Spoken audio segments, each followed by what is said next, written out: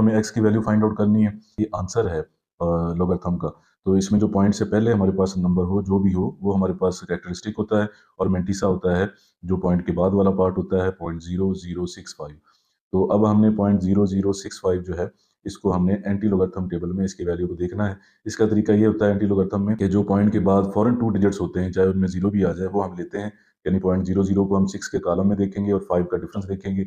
अब हम टेबल की तरफ चलते हैं। ये हमारे पास एंटी लॉगरिथम टेबल है। यहाँ पे अगर हम 0.00 को देखें तो ये हमारे पास 0.00 है, उसको हमने देखना था 6 के कॉलम में 0.00 को।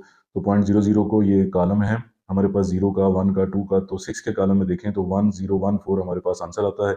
और इसी रो में अगर हम यहाँ पे लिख लें वैल्यू 1014 हमारे पास वैल्यू आ गई। जब 5 का डिफरेंस हम यहाँ पे देखेंगे इसी रो में तो वो 1 है, तो वो 1 डिफरेंस हम इसमें ऐड कर लेंगे तो ये हमारे पास 1015 आ जाएगा। इस वैल्यू का अगर हम एनालिसिस अब करेंगे हमारे पास आ गया है 1015।